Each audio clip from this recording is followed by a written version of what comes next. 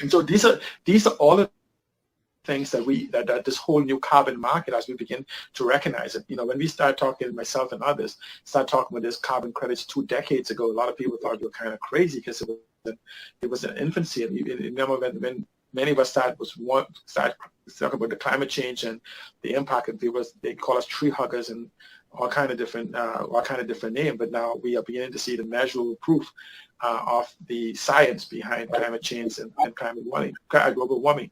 Just let me say one point, right? I know we often make the argument that the global warming and climate change is destroying the Earth. It's not going to destroy the Earth. It's going to destroy the habitants of the Earth. The Earth is going to survive, and the Earth is going to rejuvenate and restore itself. We just won't be around to see it. And so technically, we're not destroying the Earth. We're destroying ourselves.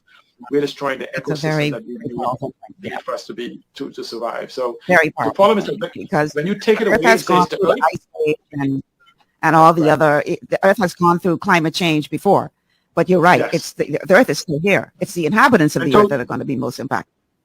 Right. So what happens is we have to be careful that these big companies, polluters, don't allow us to use languages or verbiage that causes us to be disassociated from it. They say, climate change is destroying the Earth. So then you start saying, okay, my environment is okay. No, climate change and global warming is destroying us, the environment we live in. So it's like less oxygen, less land mass, less everything. And so we are destroying ourselves through consumption.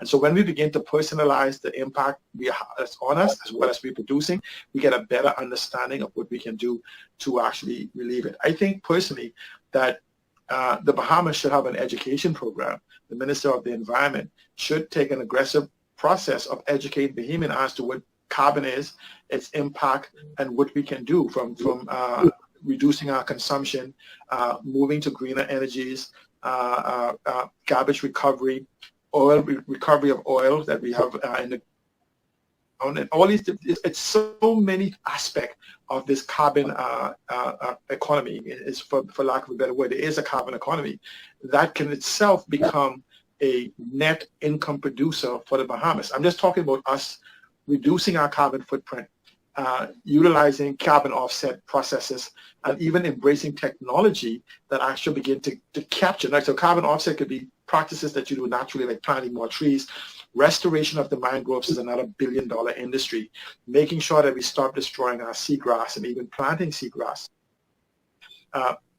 All of these different things. And so and this comes right to this AquaMarine economy that Eden Mary Gator describes in her white paper concerning creating, because what you're doing now is you're combining the green economy, the blue economy, the green economy on land, the blue economy of the sea, the orange economy using our creative ability to think of new things in new ways, the knowledge economy using what exists to develop these different things, the digital economy where we use tools and innovation to think of things, as well as utilizing the conceptual economy where we begin to see things that it doesn't exist yet and begin to develop processes. So when you look at this concept, where Eden Mary Gator says, oh, we're going to have this, the Bahamas can be the first place in the world that this aquamarine economy exists.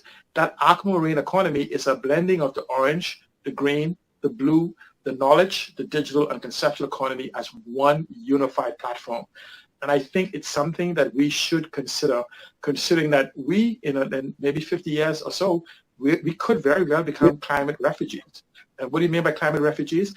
As the water, as the sea level rises, many of our islands will cease to exist. And like other countries, we may have to go find other places to go live because the majority of the Bahamas will be underwater. Now, if you begin to take this progressive step, we talk about these billions of tons of aragonite that we have and it's deposited every year and it's actually washed down into deep ocean.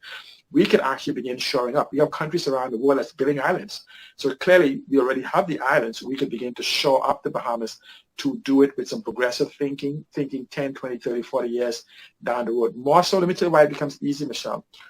The major islands of the Bahamas, Grand Bahama, and Grand Bahama itself has even ability to adapt new technologies.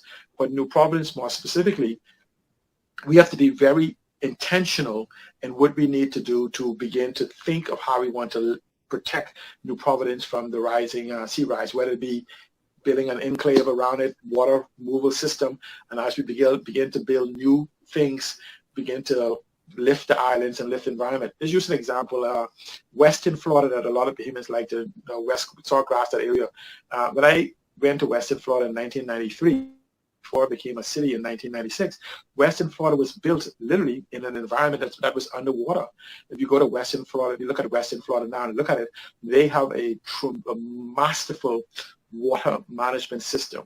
And so it is possible when you look at other countries around the world, we could put in water management systems if we look down the road 10, 20, 30, 40 years down the road and begin to utilize the collective intelligence more so of our youth to put these problems in front of them and say, let's seek to resolve these type environment. And let me just add this one piece.